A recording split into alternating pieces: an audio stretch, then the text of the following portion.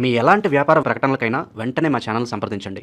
అందరికీ నమస్కారం. నేను శిరీష. ఈరోజు మనతో పాటు ఉన్నారు సుప్రసిద్ధ జ్యోతిష్య వాస్తు పండితులు బ్రహ్మశ్రీ డాక్టర్ నాయకంటి మల్లికార్జున శర్మ గారు. గురుగారితో మాట్లాడదాం. గురుగారు నమస్కారం. నమస్కారం అమ్మా.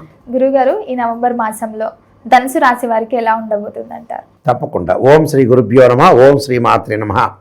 ధనస్సు రాశి, రాస్యాధిపతి గురువు అయ్యాడు. అంటే రాస్యాధిపతి గురువు కావటం వల్ల ఈ రాశి వాళ్ళ యొక్క క్యారెక్టర్ ఏంటంటే, ఏదైనా పని చేయాలంటే ఖచ్చితంగా ఒక బాణం వేసినట్టు చేస్తుంటారు వాళ్ళు. అంటే నేను సాధించాలి, విజయాన్ని సాధించాలని ప్రయత్నం అనేది విశ్వప్రయత్నం చేస్తుంటారు. ఆ విశ్వప్రయత్నంలో కూడా వీళ్ళు విజయాన్ని సాధించే అవకాశం అనేది ఖచ్చితంగా ఉంటుంది. విద్య యందు ఆసక్తి, పాండిత్యము, అలానే ఏదైనా వ్యాపారం చేయదలుచుకుంటే మంచి వ్యాపారం చేయటం, మంచి లాభాలు గడించే అవకాశాలు ఎక్కువగా ఉంటాయి. విద్య యందు కూడా చాలా అనుకూలంగా ఉండే అవకాశాలు ఉంటాయి. అలాగే ప్రతి దానిలో కూడా కొంత విజయం సాధించాలని గట్టి పట్టుదలతోటి ప్రయత్నం చేసి చివరి క్షణం వరకు కూడా వాళ్ళు ప్రయత్నం చేస్తారు. విశ్వ ప్రయత్నం చేసే వాళ్ళే ధనుస్సు రాశి వాళ్ళు అంటారు.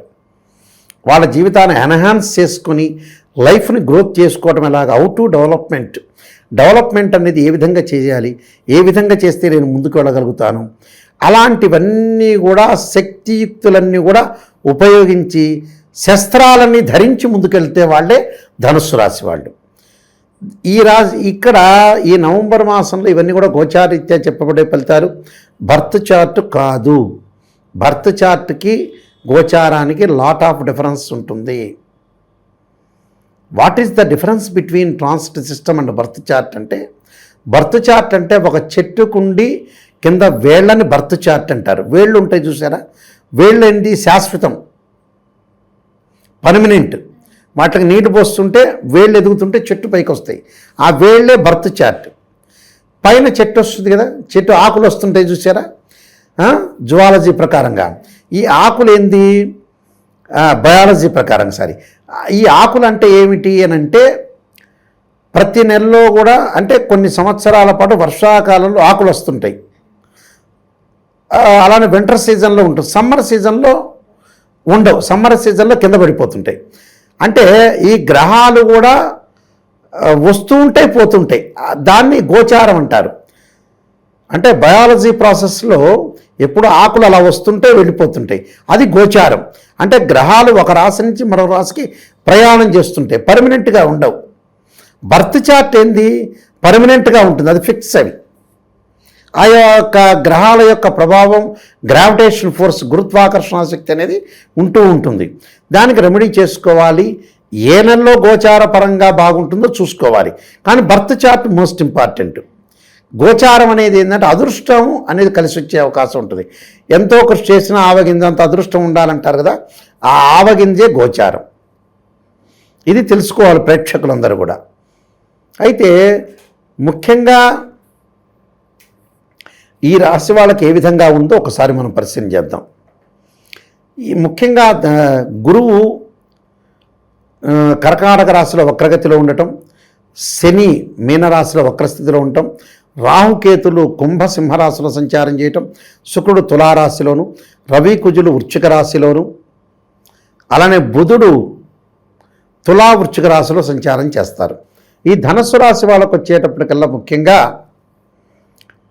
అష్టమ స్థానంలో కర్కాటకంలో గురువు యొక్క సంచారం వక్రస్థితిలో ఉన్నాడు. వక్రస్థితిలో ఉన్న గురువు మేలు చేసే అవకాశాలు ఎక్కువ ఉంటాయి. ఆర్థిక పరంగా అనుకూలతే కాదు, ఫైనాన్షియల్ పరంగా ఇంక్రీజ్ చేస్తారు. అలానే ఆకస్మికంగా ధనలాభం, వివాహాది శుభ కార్యక్రమాల్లో పాల్గొనే అవకాశాలు ఎక్కువ ఉండటం. ఎందుకంటే ఈ ధనుస్సు రాశి రాస్యాధిపతి అష్టమంలో ఉండి వక్రస్థితిలో ఉంటే మేలు చేస్తారు ఖచ్చితంగా. అలానే లాభస్థానంలో శుక్రగ్రహం కూడా ఉంది వీళ్ళకి. లాభస్థానంలో శుక్రగ్రహము గురుగ్రహము రెండు కూడా, శుక్రుడు బాగున్నాడు, ఇక్కడ గురువు బాగుండటం వల్ల ఆర్థిక పరంగా సమస్యలు దొరుకుతాయి, ఆర్థిక పరంగా అనుకూలంగా ఉంటుంది. వ్యాపారం, జాయింట్ వ్యాపారదారులు కలిసి వచ్చే అవకాశాలు ఉంటాయి. మేము పెట్టుబడులు పెడతామని వచ్చేవాళ్ళు ఎక్కువ మంది ఉంటారు. అలానే వివాహ శుభ కార్యక్రమాల్లో పాల్గొనడం శుక్రుడి వల్ల. మంచి సుసంపన్నమైన కుటుంబం నుంచి కానీ, మంచి సుసంపన్నమైన కుటుంబం నుంచి అమ్మాయి కానీ అబ్బాయి కానీ, మంచి ప్రవర్తన కలిగిన అమ్మాయి కానీ అబ్బాయి కానీ వచ్చే అవకాశాలు ఉంటాయి. ప్రేమించుకున్న యువతీ యువకులు ఎవరైతే ఉంటారో పెద్దలను ఒప్పించి వివాహాలు చేసుకునే అవకాశాలు ఎక్కువ ఉంటాయి. వాహనాలు కొనుగోలు చేసే అవకాశాలు ఎక్కువగా ఉంటాయి వీళ్ళకి. సో గురువు శుక్రుడు చాలా బాగున్నాడని చెప్పుకోవచ్చు ధనుసు రాశి వాళ్ళకి. అలానే శని యొక్క ప్రభావం, శని చతుర్థ స్థానంలో ఉండి వక్రస్థితిలో ఉండటం వల్ల ధనధాన్య వృద్ధి కలిగే అవకాశాలు ఎక్కువ ఉంటాయి. అంటే ఆర్థిక పరంగా లావాదేవీలు బాగుంటాయి, అన్నదమ్ముల మధ్యలో సఖ్యత ఉంటుంది, ఇచ్చిపుచ్చుకోవటాలు ఉంటుంది, అక్కచెల్లెల మధ్యలో కూడా బాండింగ్ పెరగటం, అన్నదమ్ముల మధ్యలో కూడా బాండింగ్ పెరిగే అవకాశాలు ఎక్కువ ఉంటాయి. అంటే కోర్టు సమస్యలు కూడా పరిష్కారం జరగటం, పిత్రార్జితం కలిసి వచ్చే అవకాశాలు కూడా బాగా ఎక్కువ ఉంటాయి. సో శనిగ్రహం కూడా బాగున్నాడు. రాహు వల్ల విదేశాలకు వెళ్ళటం, ఇక్కడ ఎవరైతే కంపెనీలో పనిచేస్తున్నారో చాలా కాలం నుంచి విదేశాలకు వెళ్ళాలనుకున్న వ్యక్తులు విదేశాలకు వెళ్ళే అవకాశాలు ఎక్కువగా ఉంటాయి. కాబట్టి విద్యార్థులకు కూడా అనుకూలమైన కాలం, అధిక శ్రద్ధతోటి విద్యార్థులు చదివే అవకాశాలు ఎక్కువగా ఉంటాయి.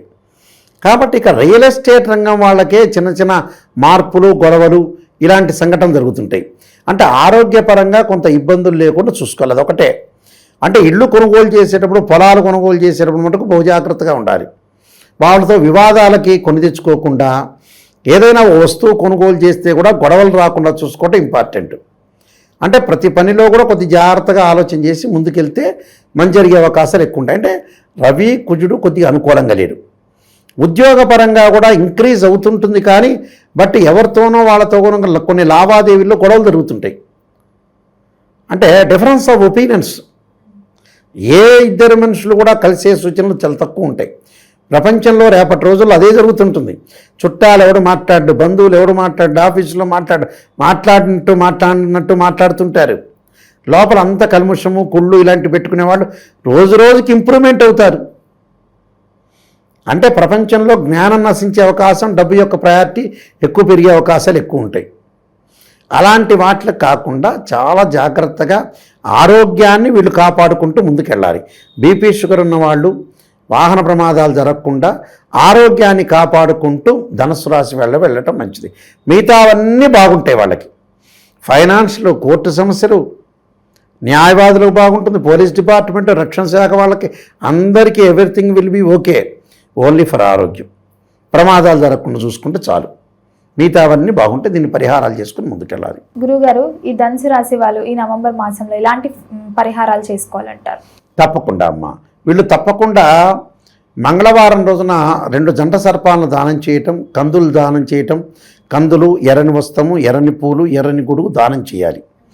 దానితో పాటు ప్రత్యేకంగా బుధవారం రోజున పెసలు దానం చేయటం, ఆదివారం రోజున ఏదైతే గోధుమలు దానం చేయటం, సూర్యుడి యొక్క నమస్కారాలు చేయటం మంచిది. ఆదిత్యాయుధే సహస్రకిరణాయ ధీమే తన్నో సూర్య ప్రచోదయాత్ అనే మంత్రాన్ని, తత్పురుషాయుధే మహాసేనాయ ధీమే తన్నో షణ్ముఖ ప్రచోదయాత్ అనే మంత్రాన్ని, అలా లలితా సహస్రనామ పాలనం చేయటం, ఓం నమః శివాయ పంచాక్షరి చేయటం వల్ల కూడా ఈ నవంబర్ మాసంలో మంచి జరిగే అవకాశాలు ఖచ్చితంగా ఉంటాయమ్మా. మొత్తం మీద గురూజీ, ఈ నవంబర్ మాసంలో ధనుసు రాశి వారికి ఎలా ఉండబోతుందో తెలియజేసినందుకు ధన్యవాదాలు. నమస్కారం.